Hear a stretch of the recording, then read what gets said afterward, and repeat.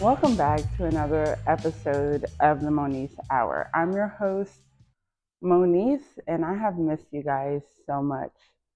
It has been like, I think 2 months since I've made an episode, and I'm so sad. Doing these podcast episodes have literally brought joy to my heart, and I haven't done it in a while, so I'm sorry. But I'm excited to be back, and I'm excited to catch you guys up on what's been going on in my life. And of course, I'm going to be sharing some tips on how to handle certain things and just, tell you a little bit about what I've been dealing with over the summer. So, a lot has changed. I have braces now, which is very interesting because I didn't have them in the earlier episodes, but you guys didn't know that because you didn't see. And the crazy thing is now that we're on video, like we're on video right now. And the other episodes did not have a video. So I'm excited to talk to you guys. But enough about me rambling. This has been a really fun summer. All of my other summers previously, I was traveling. I wasn't traveling. What am I talking about?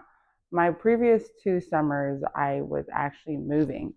I moved to Charlotte in 2023 that summer, and I didn't get to do much. And then in 2024, I moved to my current apartment. I'm actually happy that I didn't have to move at all for like the first time in a long time and just chill. And since my daughter's birthday is in June, I wanted to celebrate her this summer. So the goal was to take her on a birthday trip, which I was able to do successfully. I took her to Panama City Beach with family and friends, and it was a really, really good time. And to see her happy, to see her face light up. We went snorkeling, which was really, really fun. Um, and then we, of course, went to the beach, and it was a great time. It was a chill time. And then after that, I also went to Atlanta for 4th of July weekend, which was also very, very fun. Got to catch up. My daughter got to spend time with her godmom. And then I also went to Houston at the end of July to visit my brother for his 26th birthday. So it was a traveling filled, family filled summer, and I wouldn't trade it for the world. Now, what I will say is that I am not used to having so much social, like so many social interactions at once the way that I had over the summer. I think it was like back to back to back to back interactions with people, which left me feeling so burnt out that I don't know. I was tired, y'all. I was tired. I was so tired. And I felt like I needed to rest. Like after the Houston trip, I was just like, oh my gosh, I just need to take a break, take a few days to sleep, and like recover. Now, I'm talking about how good my summer was. It was very good, right? I had a really good summer, like I mentioned, but I also lost a friend over the summer, a friend that I had been friends with for the last 5 years, who also went on the trip with me. Now, for the sake of privacy, I will not share exactly what happened on the trip that made me want to end the friendship. But I will talk about outgrowing people because it taught me a lot over this summer that sometimes we hold on to relationships and friendships with people for the sake of like how long you've been friends with someone. But in actuality, you've outgrown each other. You no longer really have the same interests or values, but you're holding on for the sake of holding on because that's your longest friend or that's your longest relationship, whatever it is. And you love that person, you care about that person, but you can also admit that, I don't know, the chemistry there is kind of gone and the interest is kind of gone. This friend I would say was a pretty good friend to me. For the most part, she had her flaws like most of us do, but she showed up in ways that she needed to show up for me as a friend. She traveled to visit me for my birthdays, my graduation. She was there. But over the course of our friendship, I noticed that her values started to change, what she cared about, what her focus was on. And it's very clear, guys, that I'm a queer woman, right? I identify as queer, and I've been queer since she's known me. That's how I've identified. She's known that about me. I've also noticed that throughout her journey over the last 5 years and her spiritual journey, coming to Jesus moment, whatever you want to call it, I noticed that certain things started to shift between our friendship. How she would talk to me or speak about partners and just make like little jabs about my sexuality. Those were things that I realized, like, okay, she's changing and so am I. But also, I don't think it's okay for me to be friends with anyone that doesn't accept me for who I am and is also trying to push their beliefs, values, and religion onto me. I do believe that you can be friends with people in all different walks of life with all different beliefs and values, but if you can't respect each other, that's where there's an issue in the friendship. And I feel like with her, she would make small jabs and then paint it as if she's okay with me and she loves me. But deep down, she's not really okay and she's kind of judging me. And I also myself didn't agree with a lot of the things that this particular friend did and how she viewed life and her beliefs and her values, but I still cared for her. I remember back in February, I was thinking about cutting the friendship off because in February I was realizing that this is not working for me. I don't feel fulfilled when we talk anymore. I feel drained. And sometimes I will purposely not answer the call because I don't really want to hear the complaining or whatever it is. But I decided not to end the friendship in February because I was like, you know what? I might be tripping. This is my longest friend. I want to just try to continue on with her until June comes around and things happen on my daughter's birthday trip that made me realize everything that I thought about in February, that this friendship is not going to work for me and that we have outgrown each other and this is no longer going to work. And I ended the friendship. I told her my issues. I blocked her and then I had to unblock her because I realized I didn't even give her a chance to tell me how she was feeling about it. And then I told her how I was feeling again and then I blocked her for good. I'm really bad at blocking people once I've mentally checked out and have decided to remove them out of my life. But I'm also just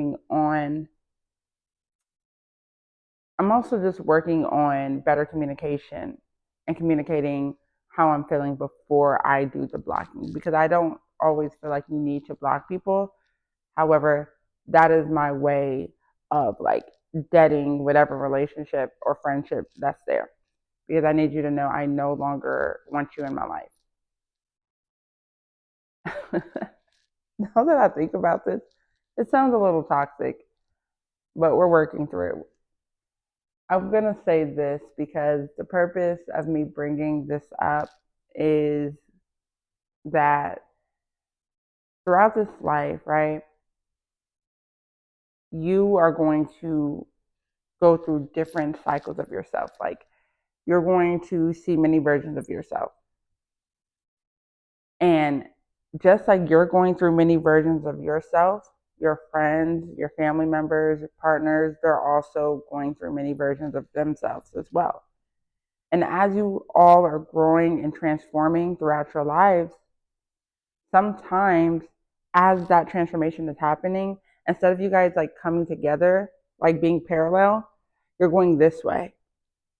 You're going opposite of each other, opposite directions.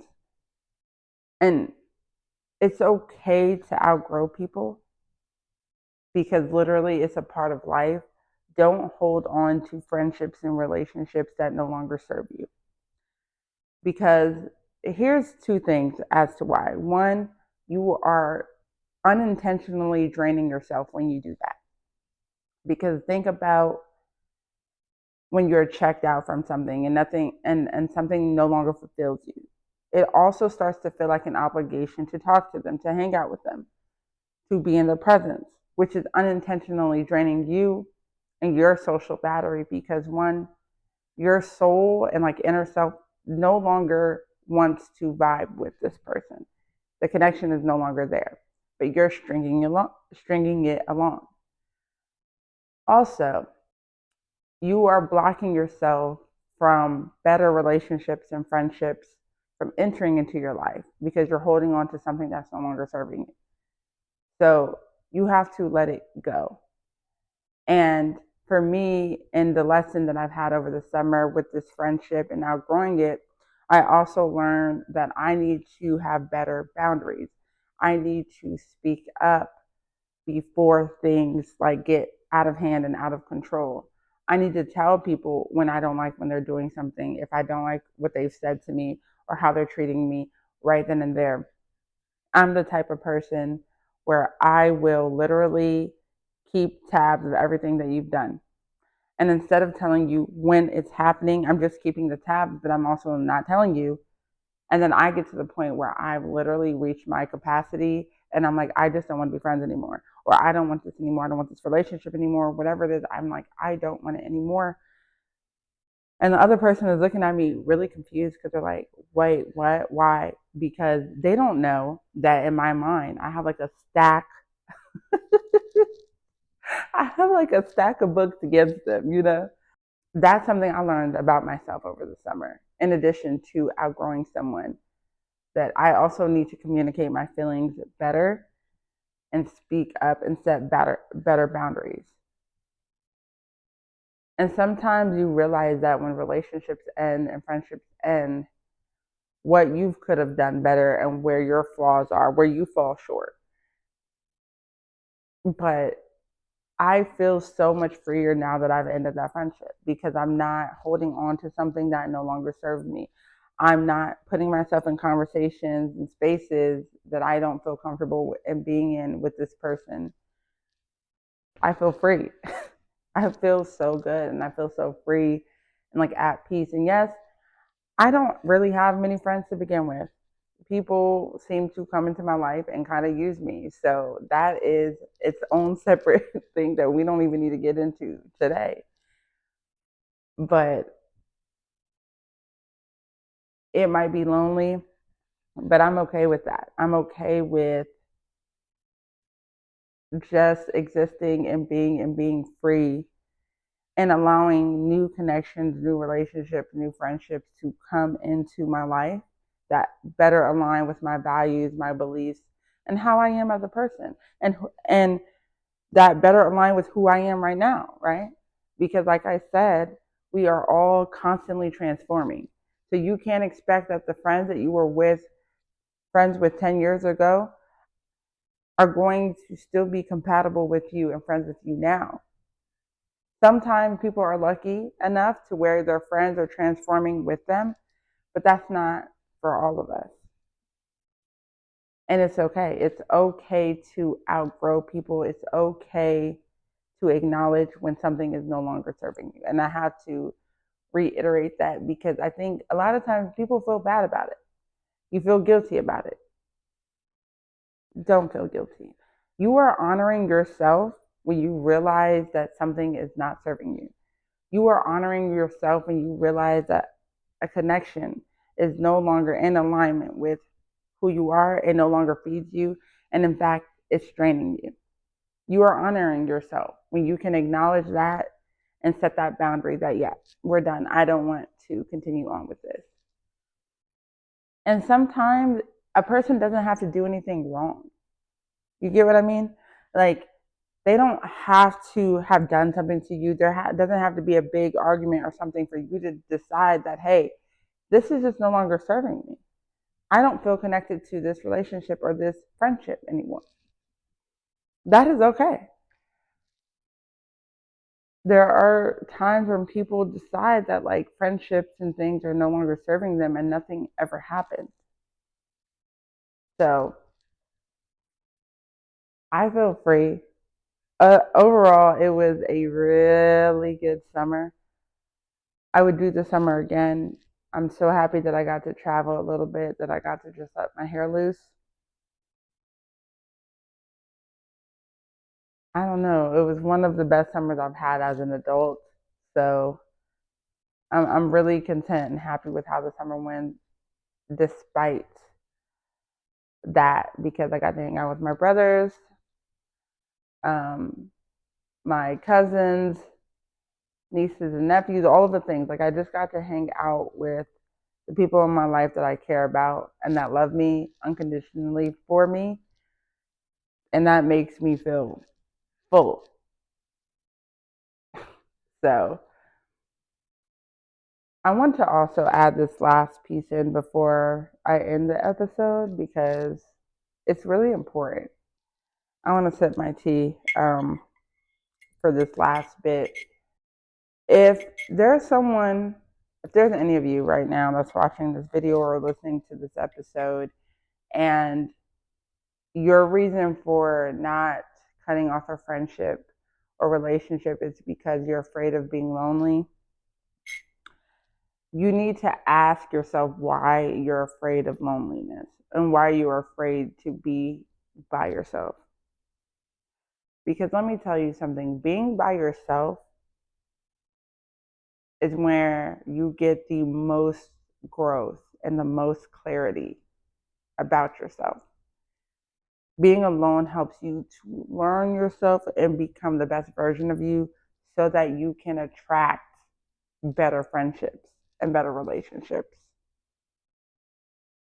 It is truly okay to be alone and to be in solitude.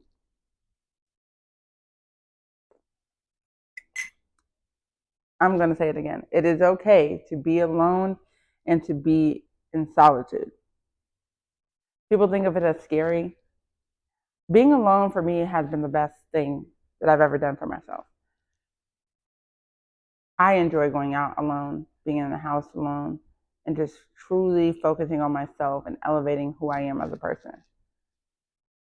I am better for it. I'm not chasing friendships and relationships with people just for the sake of chasing them because I am afraid to be alone. That's why you end up attracting bull, you know, that's why you end up attracting crap because you are so desperate for a connection because you're afraid to be alone. You can't be upset. Ooh, shit, I just spilled that on me. You can't be upset with anybody but yourself because you're not taking the time to go within. Going within does all the better. Going within does all the good things for you, for your soul, your mind, your body, everything. You go within and you go inward. Be to yourself for a little while. I promise you. Constantly seeking people, connections, relationships. It's the energy behind it is desperation because you don't want to be alone. And so nothing good comes from that. So I just want to tell you that. I enjoyed sitting here talking to you guys today. It truly made me feel good to just talk it out. And I hope that this episode also was insightful for you. And I hope you also had a great summer. And once again, don't be afraid to be alone and don't be afraid to end connections that no longer serve you. And with that, y'all, I'm gonna go ahead and get up because I actually gotta work. So I'm about to get up and get my workday started. But I hope everyone has a beautiful rest of your day. And I will talk to you next time. Bye.